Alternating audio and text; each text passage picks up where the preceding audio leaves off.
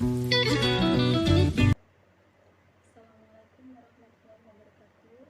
Saya Cici Andrianti, mahasiswa dari Zainul Jokalawangsa dengan nomor mahasiswa 1052020196. Nah, di sini saya akan melakukan percobaan uji sederhana dengan beberapa bahan-bahan yang saya siapkan nanti.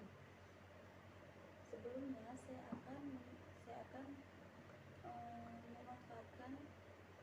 barang bekas, yaitu bekas minuman kopi, yang nantinya saya akan memanfaatkan untuk penampungan bahan-bahan yang akan dipercobakan uji sederhana nanti. Nah, sebelum melakukan pengujian, saya akan memperkenalkan atau mempersiapkan bahan-bahan yang akan saya uji terlebih dahulu. Adapun bahan-bahan yang akan dipersiapkan yaitu ada beberapa bahan seperti nantinya yang akan saya uji coba, yaitu seperti gula pasir, tahu putih, nasi, tempe, dan roti. Di sini saya akan menguji coba karbohidrat yang ada di dalam kandungan bahan-bahan tersebut. Kemudian juga ada betadin. Kemudian ada wadah yang saya ambil dari barang bekas, yang nantinya akan menjadi wadah pada bahan-bahan yang saya siapkan nanti. Nah, kemudian setelah saya letakkan atau saya masukkan bahan-bahan tersebut ke dalam wadah yang sesuai dengan nama-namanya, maka selanjutnya yaitu saya akan memberikan 2 atau 3 tetesan betadin kepada bahan-bahan tersebut.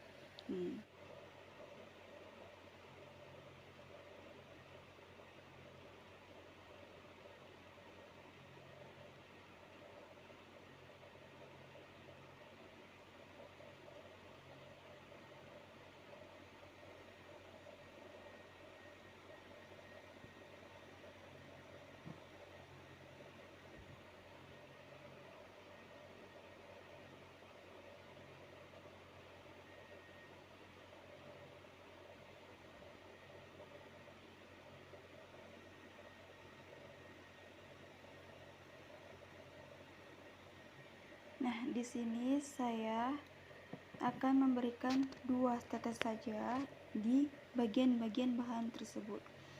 Apabila bahan-bahan tersebut memberikan pengaruh perubahan warna pada bahan-bahan makanan tersebut, maka apabila warnanya itu berubah menjadi biru pekat, maka di dalam bahan makanan tersebut mengandung karbohidrat.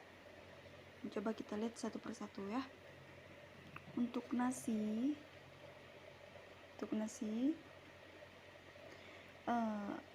di dalamnya terlihat ada perubahan warna biru pekat ya. Kemudian pada tempe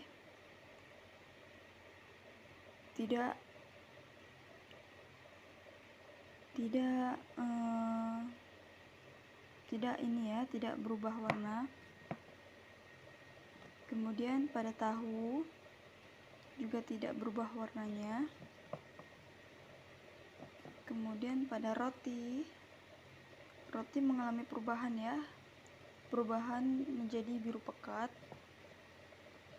Kemudian pada gula pasir juga tidak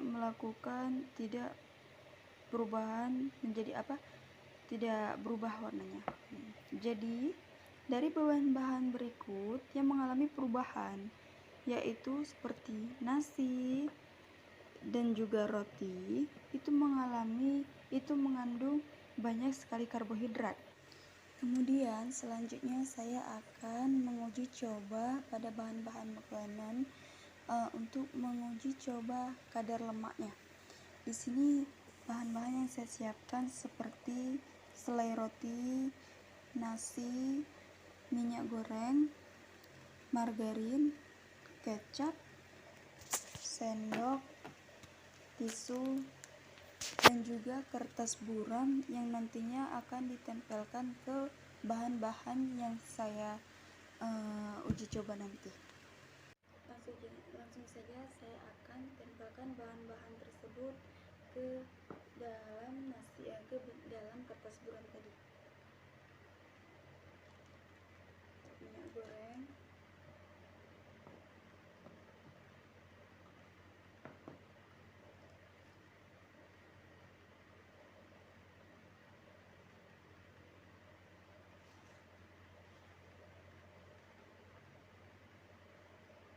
margarin,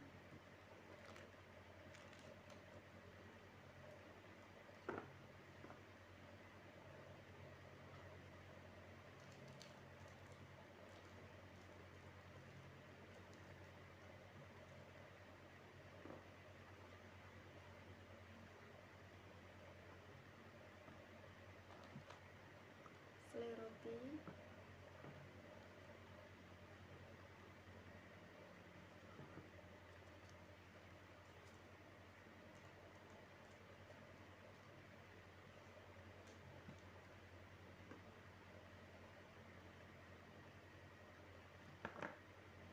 nasi,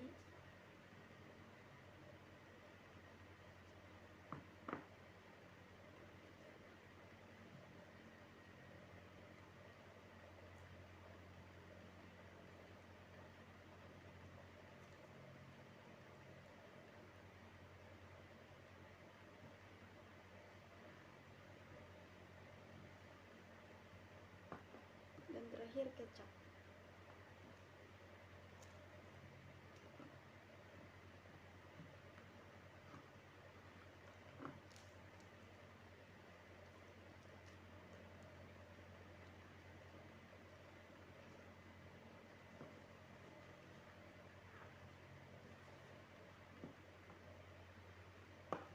Kemudian kita lihat hasilnya. Apabila kertas buram tersebut melakukan perubahan menjadi kertas yang transparan, maka bahan-bahan makanan tersebut mengandung lemak. Kita lihat pada minyak goreng. Minyak goreng berubah ya menjadi kertas yang transparan. Kemudian kita lihat pada margarin. Margarin juga berubah menjadi kertas transparan. Kita lihat pada nasi. Nasi dia tidak berubah, tetap menjadi kertas buram. Kita lihat pada selai roti. Selai roti juga berubah ya menjadi kertas transparan. Kemudian pada kecap dia tidak berubah menjadi kertas transparan, dia tetap menjadi kertas buram. Nah, jadi yang mengandung melemak pada bagian-bagian bahan tersebut yaitu minyak goreng, margarin, dan juga selai roti. Nah, kemudian saya akan melanjutkan uji coba sederhana dengan beberapa buah yang nantinya saya akan menguji manakah yang paling banyak vitamin C-nya. Di sini saya akan menggunakan atau memanfaatkan barang bekas seperti botol aqua yang nantinya sebagai penampungan sari buahnya. Ini di sini saya sudah menampung sari buah tapi di tempat lain ya, karena di cangkir ini tidak transparan, tidak tembus pandang. Jadi dengan aqua ini saya bisa menggunakan atau saya bisa melihat bagaimana reaksinya. Nah, sebelum memasuki ataupun sebelum uji coba sederhana dilanjutkan, jadi selanjutnya kita akan memotong aqua tersebut dengan menggunakan gunting.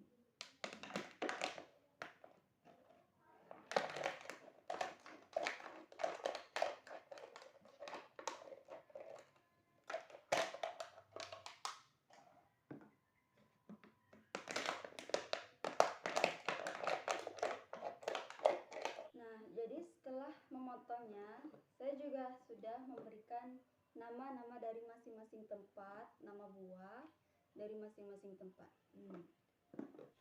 Kemudian setelah botol aquanya sudah dipotong dan sudah diberi nama, kemudian sari-sari yang saya kumpulkan saya letakkan di bagian tempat yang sudah saya potong.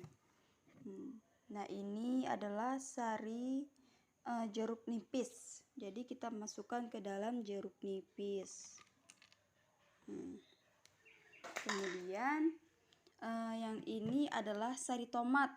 Jadi saya masukkan ke dalam botol tomat. Ini dia. Dan kemudian ini adalah sari jeruk madu. Saya masukkan sari jeruk madu. Kemudian ini adalah leci. Saya masukkan ke dalam wadah leci. Kemudian ini adalah sari jeruk nipis. Sari jeruk lemon. Jadi saya masukkan ke dalam wadah jeruk lemon. Lalu kemudian setelah dimasukkan masing-masing ke wadah tempatnya, nah di sini bahan-bahannya adalah betadin. Kemudian nanti betadin akan saya teteskan ke dalam wadah sari buah tersebut sebanyak 2 atau 3 tetesan. Jika dalam sari buah tersebut tidak mengalami perubahan warna, maka itu adalah dalam sari buah tersebut mengandung. Kemudian saya akan meletakkan 2 tetes saja ke dalam masing-masing sari buah. Untuk tomat,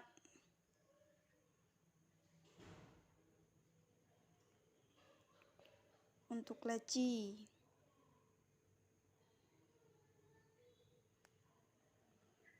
untuk jeruk madu, kemudian jeruk nipis,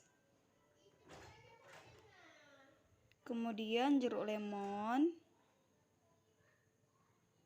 Kemudian saya teteskan sekali lagi pada masing-masing sari buah.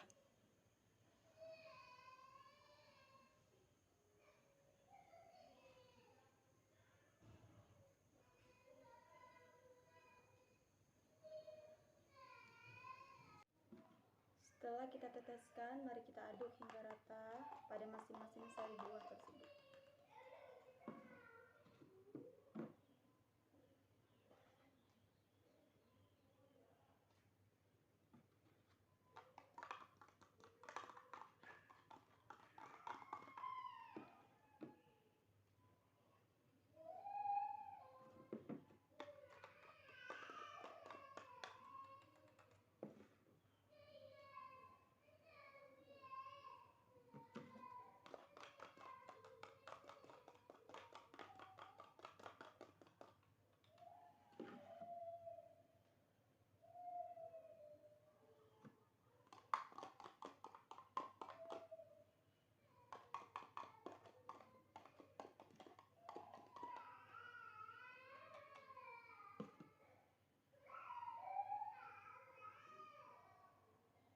Kemudian setelah itu kita lihat pada masing-masing sari buah.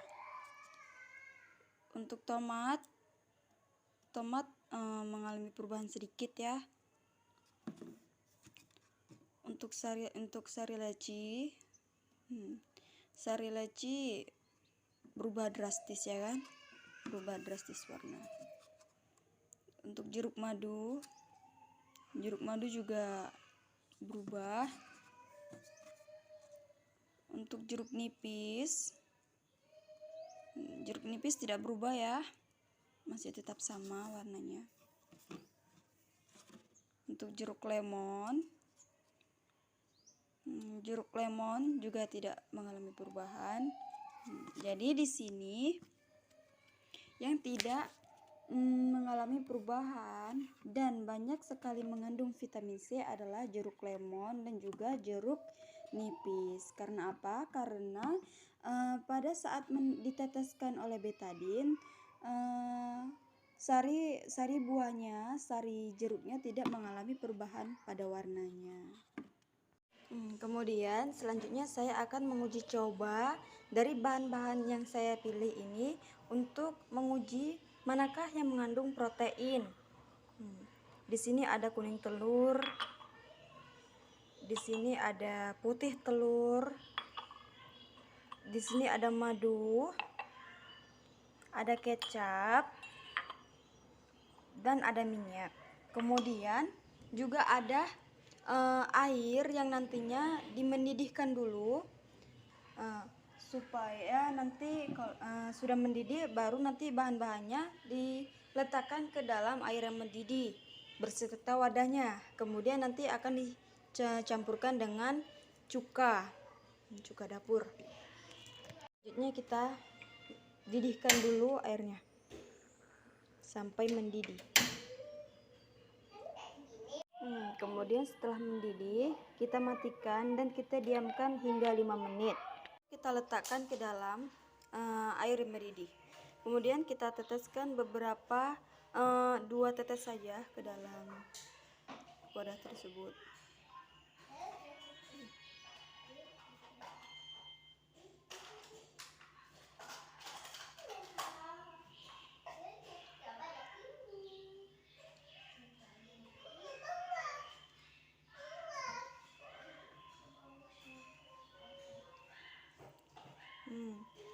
Kemudian kita tunggu. Kita lihat apabila dalam bahan tersebut mengalami timbul seperti maka itu bahan tersebut mengandung protein. Kita lihat untuk madu tidak ini ya. Ada beberapa butiran. Kemudian untuk minyak tidak ya, tidak ada butiran. Kemudian kepada kecap tidak ada ya. Kemudian kepada putih telur nampak ada butir-butiran. Kemudian kepada kuning telur juga ya, ada timbul. Jadi bahan-bahan yang di sini yang mengandung protein yaitu kuning telur dan juga putih telur, karena apabila dicampurkan dengan cuka asam tuh dengan dimasukkan dengan air yang mendidih, jadi dia mengalami perubahan. Sekian dari uji coba sederhana yang saya buat. Apabila terdapat kekurangan, saya mohon maaf karena saya masih dalam pembelajaran. Sekian dari saya, wabillahi taufik wal hidayah. Wassalamualaikum warahmatullahi wabarakatuh.